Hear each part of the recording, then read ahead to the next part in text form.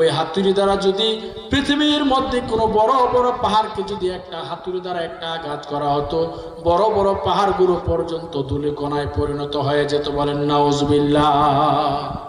অনবরত তাকে যে হ্যামার দিয়ে আঘাত করা হবে, রাসূল বলেছেন একটা আঘাত যদি পাথরের মধ্যে করা হতো অথবা কোনো পাহাড়ের মধ্যে করা হতো, পাহাড়টা ভেঙে চুরমার হয়ে ধূলিসাৎ হয়ে যেত শুধু একটা আঘাতের কারণে। আর আঘাত করতেছে কতক্ষণ পর্যন্ত? সাহাবারা বললেন, ইয়া রাসূলুল্লাহ, এত কঠিন শাস্তি যদি হয়ে থাকে, ওই ফেরেশতা তাকে কতদিন পর্যন্ত আঘাত করবে? আল্লাহ রাসূল বলেছেন, হাত্তা তাকুমাস সাআ, যতক্ষণ পর্যন্ত কিয়ামত না হবে ততক্ষণ পর্যন্ত সেইভাবে তাকে আঘাত করতে থাকবে। বলেন নাউজুবিল্লাহ। অন্য একটা হাদিসের মধ্যে এসেছে, আল্লাহ রাসূল সাল্লাল্লাহু আলাইহি ওয়াসাল্লাম বলেছেন, লা ইউসাল্লাতু আলাল কাফিরি ফি কবরিহি 99 তিননিনা তানহাসুহু ওয়া তালদাগুহু হাত্তা তাকুমাস সাআ ওয়ালাউ আন্না তিননিনা নাফাখা ফিল আরদি মামবাতাত খাদিরা। আল্লাহ রাসূল বলেন, সাহাবীরা, যখন কোন কাফির কোন পাপিষ্ঠ যখন মৃত্যুবরণ করে তাকে যখন কবরে মাটি দিয়ে দাফন করা আসা হয়, তার কবরে তাকে শাস্তি দেওয়ার জন্য আল্লাহ তাআলা একটা নয় দুইটা নয় 99টা সাপ তার কবরে আল্লাহ তাআলা বর্ষণ করে দেন। বলেন নাউজুবিল্লাহ। তানহাসুহু ওয়া তালদাগুহু হাত্তা তাকুমাস সাআ ওয়া মারসাবিরা, ওই সাপগুলো তাকে কিয়ামত পর্যন্ত 99টা সাপ তাকে দংশন করতে থাকে। সাহাবারা বললেন, ইয়া রাসূলুল্লাহ, দুনিয়ার মধ্যে একটা সাপ যদি, বিষাক্ত সাপ যদি দংশন করে, একটা মানুষ বিষ সহ্য করতে না পারে মানুষটা মৃত্যুবরণ করে মরে যায়, 99টা সাপ যে তাকে কবরে কিয়ামত পর্যন্ত দংশন করবে, তার শাস্তিটা কেমন হবে? সাপের গুলো বিষ কেমন হয়ে যাবে? আল্লাহ রাসূল বলেছেন, ওয়ালাউ আন্না তিন্নিনা নাফাখা ফিল আরদি মামবাতাত খাদিরা ওয়া মারসাবিরা, যে সাপগুলো তাকে দংশন করে, একটা সাপ যদি দুনিয়ার মধ্যে কোনো দিক দিয়ে যদি একটা নিঃশ্বাস যদি দুনিয়ার মধ্যে ফেলতো, একটা নিঃশ্বাসের বিষাক্ততার কারণে সারা পৃথিবীর মধ্যে কোনো সবুজ উদ্ভিদ জন্মাইতো না। বলেন নাউজুবিল্লাহ।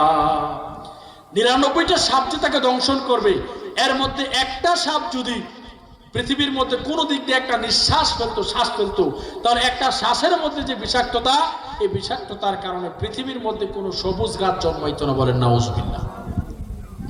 তাহলে কেমন হয়ে যাবে অবস্থাটা? অন্য একটা হাদিসের মধ্যে এসেছে, আল্লাহ রাসূল সাল্লাল্লাহু আলাইহি সাল্লাম বলেন, বান্দা যখন জাহান্নামে চলে যাবে, বান্দার জন্য একটা জাক্কুম নামের ফল থাকে, তার জন্য খাবার হিসেবে দেয়া হবে। সাহাবারা বললেন, ইয়া রাসূলুল্লাহ, জাক্কুম নামক সেই ফলের বর্ণনাকে আমাদেরকে দিবেন।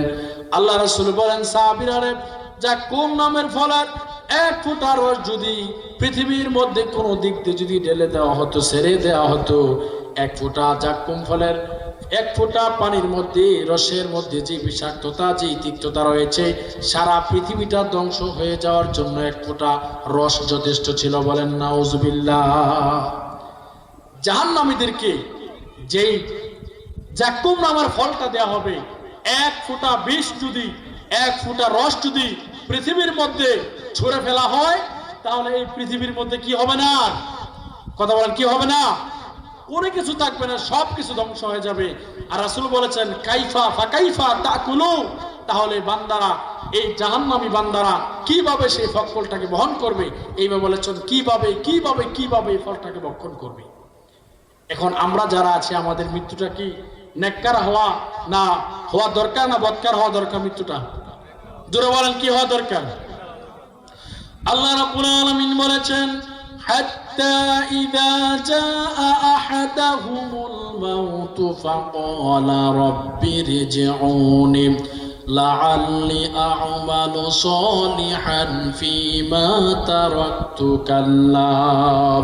আল্লাহ রাব্বুল আলামিন বলেন, বান্দারে, উলামায়ে কেরাম তোমাদেরকে কুরআন সুন্নাহ অনুযায়ী অনেক কিছু তোমাদেরকে সতর্ক করেছিল, কিন্তু তোমরা সেই সতর্ক শোনো নাই।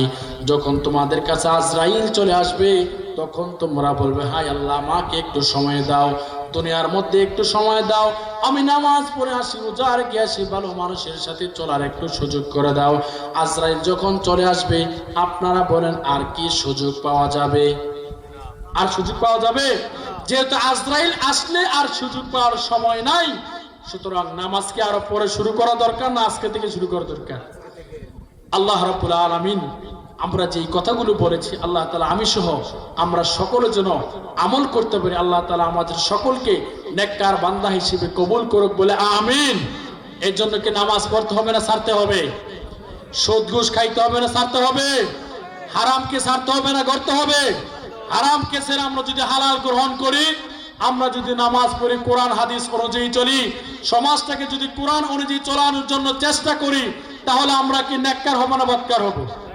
বলেন কি হব? আল্লাহ তাআলা আমাদেরকে নেককার বান্দা হয়ে মৃত্যুকালীন সময়ে যে ফেরেশতারা আমাদেরকে সালাম দিবে সেই সালাম পাওয়ার যোগ্য বান্দা হয়ে দুনিয়া থেকে বিদায় নেওয়ার তৌফিক দান করুক বলে আমিন। ওমা তৌফিক ইল্লা বিল্লাহ। আসসালামু আলাইকুম ওয়া রাহমাতুল্লাহি ওয়া বারাকাতুহু।